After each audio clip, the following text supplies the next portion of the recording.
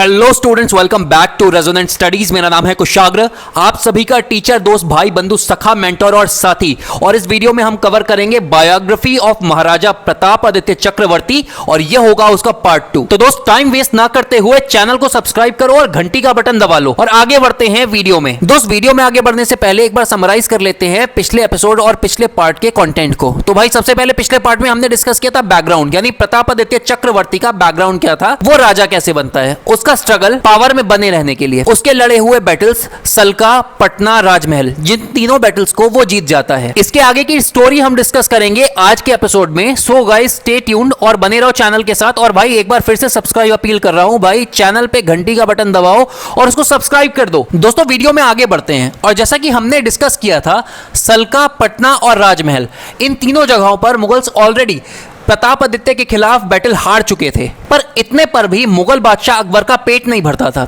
उसने क्या किया, अपने एक फेवरेट जनरल, उसका नाम था अजीम खान।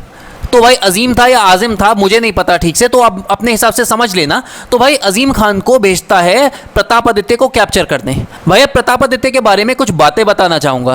भाई, बंगाल अगर पानी है ना, तो प्रताप आदित्य उस पानी का मगरमच्छ था। और कैसे वो मगरमच्छ था वो मैं आपको समझाता हूं। अब भाई, जब अजीम खान मुगल बादशाह अकबर के कहने पर प्रताप आदित्य को पकड़ने निकलता है, तो होता क्या है भाई, सबसे पहले सल्का, पटना और राजमहल, इस तरह से ये तीनों रास्ते में पड़ते हैं। तो प्रताप आदित्य क्या करता है भाई, एक एक करके सबसे पहले सल्का में, फिर पटना में फिर राजमहल में इसको इजीली अंदर आने देता है। एकदम से अजीम खान हो जाता है रिलैक्स्ड और वो कहाँ पहुँचता है भाई, वो पहुँचता है रायगढ़ में। अब प्रताप आदित्य क्या करते हैं भाई, दिन में तो इन्हें मौज मस्ती करने देते हैं, ये आराम से जब सेटल हो जाते हैं, रात तक हो जाते हैं भाई ये लोग बेफिक्र। तो अब प्रताप आदित्य क्या करते हैं, प्रताप आदित्य लॉन्च करते हैं भाई एक गोरिल्ला वॉरफेयर, एक गोरिल्ला वॉर करते हैं। किसके अगेंस्ट? अजीम खान के खिलाफ। अजीम खान की पूरी आर्मी को भाई कर लेते हैं ये कैप्चर करने के बाद यहां पर मुगलों के 20,000 सिपाही प्रताप आदित्य के कब्जे में आ जाते हैं। भाई, कब्जे में नहीं आते हैं, इस बार प्रताप आदित्य इनको कर देते हैं हलाल। और अजीम खान की भी हो जाती है भाई यहां पर दुर्गति इन द सेंस भाई, कुछ सोर्सेस कहते हैं भाई अजीम खान को भी मार दिया था और कुछ सोर्सेस कहते हैं कि अजीम खान को भाई POW यानी कि प्रिजनर ऑफ वॉर बनाकर रख लिया था प्रताप आदित्य ने अपने साथ में। Anyway, to cut long story short भाई, अब 20,000 सिपाही मारे हैं प्रताप आदित्य ने मुगलों के रातों रात और अजीम खान यहाँ पे POW बन चुका है। तो भाई होता क्या है, प्रताप आदित्य का जो आर्सनल है भाई, उसमें बहुत ज्यादा मिलिट्री रिसोर्सेस से वो रिच हो जाता है। भाई, ये समझो कि प्रताप आदित्य के खजाने में एक तरीके से इतना खजाना आ जाता है कि भाई कुबेर के खजाने में नहीं होता होगा। बट यहां पर थोड़ा सा डिफरेंस है भाई, वो खजाना पैसों का नहीं था कुबेर की तरह, लेकिन ये खजाना था हथियारों का। अब भाई, प्रताप आदित्य को एक के बाद एक मिलती हुई सक्सेस उसके चाचा बसंत रे को कर रही थी इनसिक्योर। भाई, सबसे पहले देखो, प्रताप आदित्य ने अब यहां पर सल्का जीत लिया था, पटना जीत लिया था, राजमहल, रायगढ़ भी अब आ गया। तो भाई, अब बसंत रे का प्लान ये था, या तो प्रताप आदित्य को करो manipulate so that Pratap Aditya बन जाए एक पपेट किंग बसंत रे का, और अगर ना हो सके तो प्रताप आदित्य को मार देना है हुक और बाय क्रुक। भाई, डायरेक्टली तो मार नहीं सकता क्योंकि प्रताप आदित्य की भाई मिलिट्री स्किल्स बहुत ज़्यादा एडवांस्ड है और भाई वो बहुत ही ज़्यादा एक बड़ा मिलिट्री लीडर है। लेकिन इनडायरेक्टली या तो इसको पॉइजन देना था या कैसे भी करके प्रताप आदित्य को मार देना था। दोस्तों, कहानी में एक ट्विस्ट था और ट्विस्ट कुछ ऐसा था कि भाई बसंत रे जो था, प्रताप आदित्य को उसको मारना था लेकिन अपने हाथ से मार नहीं सकता था। उसका रीज़न था कि अगर भाई ये बंदा, यानी कि यहाँ पर ये बैठा हुआ बसंत रे, ये मार देता प्रताप आदित्य को डायरेक्टली या पॉइजन देके या कोई कॉन्स्पिरेसी करके, तो होता क्या भाई, वहां पर जो जैसोर की जो पब्लिक है ना, कॉमन मैन, वो कर सकता था रिवोल्ट। और क्योंकि इसके हाथों पर इसके भतीजे का खून लगा होता, तो इस कारण से हो सकता था कि इसको प्रताप आदित्य का किंगडम भी ना मिल पाता या फिर कोई और दावेदार आता और इसको गद्दी से हटा देता। तो भाई, इसके लिए बसंत रे ने एक सोल्यूशन निकाला। बसंत रे ने बिना एक भी मोमेंट गवाए हिजली के नवाब ताज खान को कांटेक्ट किया, जो कि उसका दोस्त था, और भाई उसको कन्विंस किया प्रताप आदित्य के ऊपर अटैक करने के लिए।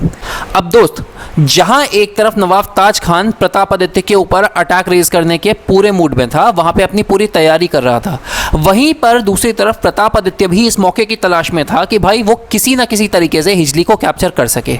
और उसका रीज़न ये था कि भाई मुगल्स का जो नेचर था भाई वो जो थे वो पलट के अटैक कर सकते थे फिर से प्रतापादित्य के ऊपर 4 बार मिली हार के बाद भी। तो अब चांसेस क्या थे भाई, इस बार जो अटैक होता वो मोस्ट पॉसिबली वो हिजली की तरफ से होता। तो इस बार प्रतापादित्य के लिए हिजली कैप्चर करना बहुत ज़्यादा ज़रूरी था। अब जो हुआ, ताज खान के अटैक ने प्रतापादित्य को वो मौका दे दिया कि वो हिजली को कैप्चर कर सके। अब दोस्त होता क्या है, ताज खान और उसका जो साथी है ईशा खान वो डोमिनेट करते हैं हिजली प्रोविंस को, जैसे कि मैंने बताया था। और भाई उनके पास क्या होता है, लार्ज नंबर ऑफ इन्फेंट्री यानी पैदल सिपाही बहुत ज़्यादा लार्ज नंबर में, और भाई आर्चर्स और आर्टिलरी का नंबर भी कोई कम नहीं था। वो अपनी आर्मी के गुमान में चूर। लेकिन भाई वहीं पर प्रतापादित्य ने पूरा गेम ही चेंज कर दिया। वो कैसे भाई, 4 बैटल्स जीते और खासकर जो रायगढ़ का बैटल जीता भाई, उसके बाद प्रतापादित्य के पास बहुत ज़्यादा मिलिट्री रिसोर्सेज आ गए। तो भाई प्रतापादित्य ने क्या किया, उन्होंने फॉर्म की अपनी एक स्ट्रॉन्ग नेवी। और क्योंकि हिजली जो था भाई वो फुलाहर रिवर या फुलाहर नदी के बैंक पर सिचुएटेड था, तो प्रतापादित्य क्या करते हैं, वो इधर से अपनी आर्मी ले जाने की जगह वो क्या करते हैं, वो भाई नदी के रास्ते ले जाते हैं अपनी नेवी। और ठीक वैसे ही जैसे 1971 में इंडियन नेवी ने पाकिस्तान के कराची डॉक के ऊपर जो बम्बार्डमेंट किया था, ठीक उसी तरह से भाई यहाँ पर 17th सेंचुरी में प्रतापादित्य रे अपनी एक स्ट्रॉन्ग नेवी लेकर यहाँ पर हिजली के बैंक पर करते हैं सुपर बॉम्बार्डमेंट। बहुत ही हाइपर लेवल का बॉम्बार्डमेंट होता है और भाई ईशा खान और ताज खान की पूरी आर्मी हो जाती है खत्म। और ईशा खान भाई जो कि यहाँ पे ताज खान का कह लो, चाहे आर्मी चीफ कह लो, चाहे पार्टनर कह लो, या कोई भी सहयोगी साथी कोऑर्डिनेटर जो कहना चाहो कह लो, प्रतापादित्य भाई इसका कर देते हैं मर्डर। यहीं पे भाई पूरा मर्डर भी नहीं कह सकते भाई, वो खत्म होता है वॉर में, यानी ईशा खान को वॉर में मार देते हैं। और भाई ईशा खान के मरते ही होता क्या है, प्रतापादित्य जीत जाते हैं नंबर 1 हिजली, और उसके बाद सीधा सीधा वो चैलेंज करते हैं डायरेक्टली मुगल एम्परर अकबर को। अब अल्टीमेटली होता क्या है, उसके बाद जो थर्ड यहाँ पे आफ्टर मैथ निकलता है वो है भाई मुगल लॉयलिस्ट, यानी कि मुगलों के वफादार जो कि थे प्रतापादित्य के कैंप में। अब भाई उन पर गिरती है बिजली, तो भाई उसमें सबसे पहला नाम होता है उसके अंकल यानी कि बसंत रे का। तो क्या होता है भाई, बसंत रे को कर दिया जाता है एग्जीक्यूट, और उनका बेटा यानी कि प्रतापादित्य का कजन भाई ये भाग जाता है मुगल कैंप में आगरा में जाकर। मुगल्स को दोस्तों बंगाल में जीत का रास्ता दिखना मुश्किल हो जाता है भाई, हाथ पे हाथ धरकर बैठ जाते हैं, सर पीट के बैठ जाते हैं, क्योंकि एक के बाद एक मुगल जनरल्स यहां पर हारते चले जाते हैं एक छोटे से रजवाड़े के खिलाफ। रजवाड़ा भी नहीं था दोस्त, उससे जो छोटे लेवल का होता है जमींदार, उस जमींदार के खिलाफ एक के बाद एक मुगल जनरल्स हारते चले जा रहे थे। तो भाई अकबर के मुंह पर यहां पे कालिक पुतने वाली बात हो गई थी। ये भाई साल आता है 1603, और यहां पर तब तक प्रतापादित्य को हराने का सपना लिए और प्रतापादित्य के हाथों हार की कालिक अपने मुंह पर पुतवाए जलालुद्दीन मोहम्मद अकबर हो जाते हैं जहन्नुम आशियानी या फिर नरकवासी। और वहीं पर उनकी जगह पर गद्दी मिलती है यहां पर मुगल बादशाह जहांगीर को। जहांगीर कौन भाई, सलीम, अनारकली का सलीम, ठीक है। अब याद आ गया होगा। अब 1603 में ये होता क्या है भाई, यहां पर 22 मुगल उमरा जनरल्स और साथ ही साथ उनकी कमान दी जाती है राजा मानसिंह के हाथ में। इन लोगों को जैसोर पर अटैक करने के लिए भेजा जाता है। अब भाई जिसको मानसिंह याद ना हो तो भाई हल्दी घाटी का बैटल हर किसी को पता था, तो बैटल ऑफ हल्दी घाटी से यहां पर मानसिंह को हर कोई याद कर सकता है। मानसिंह की लीडरशिप में 22 मुगल उमरा जनरल्स भेजे जाते हैं। उसके अलावा यहां पर एक लार्ज कंटिजेंट ऑफ आर्मी यहां पर भेजी जाती है भाई, जिसमें मुगल सोल्जर्स बहुत ज्यादा तादाद में और साथ में वॉरशिप और बाकी भाई कैवेलरी, आर्टिलरी, नॉर्मल सी बात है, वो भेजा जाता है किसको, प्रतापादित्य को घेरने के लिए। राजा मानसिंह नवरत्नों में से एक जो अकबर का था, वो एक लार्ज आर्मी कंटिजेंट लेकर आ रहा था यहां पर जैसोर में प्रतापादित्य को घेरने के लिए। तो भाई होता क्या है, ये आ रहे थे भाई साहब शिप से, यहां पर वॉरशिप्स थे बहुत बड़े बड़े, उसमें भरकर आ गए सबके सब। अब भाई होता क्या है, मानसिंह और पूरी मुगल आर्मी पहुंचती है यहां पर जैसोर में, और ये बसंतपुर लोकेलिटी में, बसंतपुर एरिया में ये बनाते हैं कैंप अपना।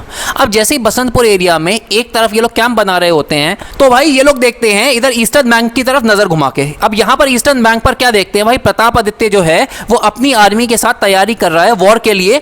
किसके खिलाफ, मुगलों के खिलाफ। उसको किसी ने खबर दे दी होती है, और फॉर्मेशन क्या होता है भाई, वो चारों तरफ से अपने सैनिकों से घिरा होता है और बीच में होता है वो खुद। तो इस तरह से पूरे यहाँ पर फॉर्मेशन बनाकर ये लोग तैयारी कर रहे होते हैं मुगलों से लड़ने के लिए। भाई एक बहुत बड़ी लड़ाई होती है मुगल्स और प्रतापादित्य के बीच में, और एक इस फायर्स बैटल में होता क्या है भाई, जैसोर आर्मी और मुगल आर्मी जब लड़ते हैं तो भाई ये बसंतपुर शीतलपुर एरिया में होता है, ठीक है। अब मुगल आर्मी जो होती है भाई वो बहुत ज्यादा बॉम्बार्ड कर दी जाती है, उसके परखच्चे उड़ा दिए जाते हैं। कौन उड़ाता है भाई? Red boats. किसकी? प्रतापादित्य की। मुगल आर्मी को संभलने का मौका ही नहीं मिल पाता। भाई जैसोर आर्मी का कमांडर यहां पर बहुत ज्यादा अच्छी मिलिट्री स्किल्स यहां पर सूर्यकांत गुहा दिखाते हैं, ठीक है। और भाई होता क्या है, जैसे कि मैंने पहले बताया था, मानसिंह किसके साथ आता है? मानसिंह आता है 22 मुगल उमरा जनरल्स के साथ में। अब भाई 22 में से यहां पर होता क्या है, यहां पर भाई सबसे पहले तो 12 तो मार दिए जाते हैं, ठीक है। अब 12 मर जाते हैं भाई, तो उसमें से 22 में से 12 बचे, ठीक है। तो कितने रहे गिन के बताओ, ठीक है। तो भाई यहां पर बचे 10। ये 10 जो होते हैं ये अपनी जान बचाकर आर्मी से भाग जाते हैं। लेकिन भाई यहां पर प्रतापादित्य के अंदर एक सॉफ्ट कॉर्नर भी दिखाया है। जो मरे हुए सिपाही थे यहाँ पर भाई, उनका प्रतापादित्य करते हैं उनके रिवाजों के हिसाब से अंतिम संस्कार। और भाई जो 12 जनरल्स मरे होते हैं यहाँ पर मुगलों के, उमरा जनरल्स मरे होते हैं, उनका भी प्रतापादित्य करते हैं अंतिम संस्कार उनके पूरे रिवाजों के हिसाब से, यानी कि उन्हें सुपुर्दे खाक किया जाता है प्रतापादित्य की तरफ से। और भाई जहां तक रही मानसिंह की बात, तो भाई दोबारा से एक बार साबित हो जाता है कि भाई अकबर के नवरत्नों में से एक ये राजा मानसिंह जो थे ना भाई, निहायत भगोड़े व्यक्ति थे। कैसे भाई? हल्दी घाटी में महाराणा प्रताप से पिट कर आए, फिर भागे, ठीक है, अपनी जान बचाकर वहां भागे। अब भाई यहाँ पे कालिंदी नदी में जब लड़ाई हो रही है तो भाई फिर से ये बंदा अपनी जान बचाकर भाग जाता है, ठीक है, प्रतापादित्य के खिलाफ। प्रताप नाम ही मुगलों के लिए एक पनौती साबित होता है। भाई बैटल ऑफ सल्का से शुरू हुई मुगलों की हार का सिलसिला खत्म होता है जाकर बैटल ऑफ कालिंदी तक। मुगल सल्तनत ने यहाँ पर अपनी एक पीढ़ी से लेकर यहाँ पे दूसरी पीढ़ी का फासला देख लिया था। यहाँ पर मुगल बादशाह अकबर की जगह अब आ गए थे सलीम या फिर जहांगीर। तो अब होता क्या है भाई, यहाँ पे सल्का से लेकर कालिंदी तक भाई यहाँ पे लड़ चुके हैं 5 बैटल। यहाँ 5 के 5 में मुगल को मुंह की खानी पड़ी है। अब बारी आती है भाई छठे बैटल की। अब भाई 9 साल का फर्क होता है बैटल ऑफ कालिंदी और बैटल ऑफ कागर घाट के बीच में।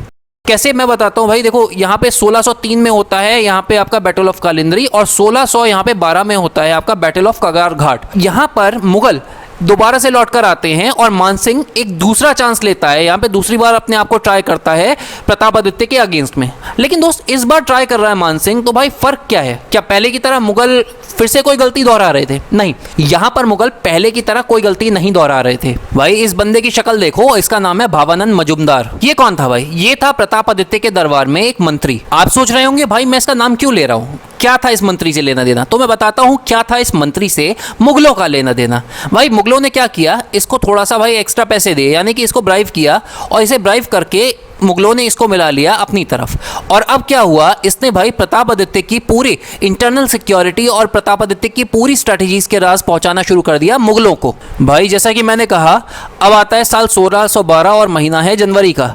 मुगल्स आते हैं भाई जैसोर में, यानी बंगाल के अंदर। तो भाई जैसोर आर्मी और मुगल्स के बीच में फिर से होता है एक वॉर। लेकिन इस बार क्या होता है, ये वॉर लड़ा जाता है भाई कगार घाट कैनाल के ऊपर, यानी कगार घाट नहर के पास, ठीक है। तो अब होता क्या है, यहाँ पर मुगल्स आते हैं जनवरी 1612 में, जैसोर आर्मी को अटैक करते हैं।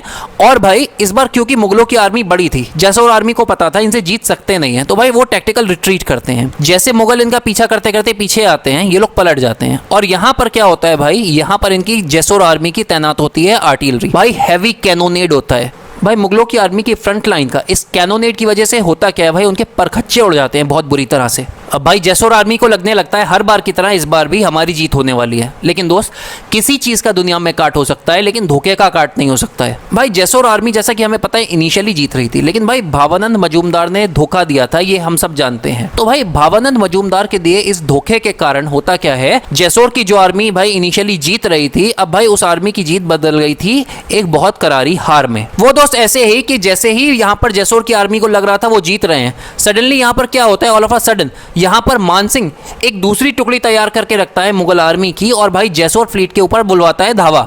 और जिसका रिजल्ट ये होता है कि भाई प्रतापादित्य को रिट्रीट करना पड़ता है, और ना सिर्फ रिट्रीट करना पड़ता है बल्कि पूरा का पूरा फोर्ट यहां पर इवैक्यूएट करना पड़ता है, यानी फोर्ट यानी अपने किले को छोड़कर जाना पड़ता है। और भाई होता क्या है, उसका जो वेलिएंट आर्मी स्ट्रेटेजिस्ट यानी कि रुद्रादित्य होता है भाई, उसको एक तरीके से देश निकाला देना पड़ता है, उसे भागना पड़ता है जंगलों में। और भाई अल्टीमेटली इस हार से यहां पर प्रतापादित्य की किस्मत के दरवाजे भी बंद हो जाते हैं। अब भाई प्रतापादित्य हार गए, अल्टीमेटली वो हारे नहीं, उन्हें फोर्स किया जाता है भाई सरेंडर करने के लिए। और इसका रीजन होता है भाई कि यहां पर भावानंद मजूमदार मुगल्स के साथ मिला लेता है हाथ। और भाई मुगल्स की यहां पर मक्कारी देखिएगा जरा। इनिशियली प्रॉमिस किया जाता है प्रतापादित्य से कि उनको इज्जत और सम्मान के साथ ट्रीट किया जाएगा अगर वो सरेंडर कर देते हैं, और प्रतापादित्य को एज अ वैसाल किंग यहां पर रूल करने दिया जाएगा। भाई अल्टीमेटली प्रतापादित्य को मिलता है धोखा और उनको जंजीरों में जकड़कर ले आया जाता है बनारस में। और भाई जब वो बनारस लाए जा रहे होते हैं भाई, रास्ते में ही प्रतापादित्य कर लेते हैं सुसाइड। और भाई भावानंद मजूमदार नाम के इस गद्दार को बना दिया जाता है जयसुर का अगला राजा। जिंदगी भर ये भावानंद मजूमदार एक वैसाल किंग बनकर रहता है मुगल्स के अंडर में, और साथ ही साथ यहां पर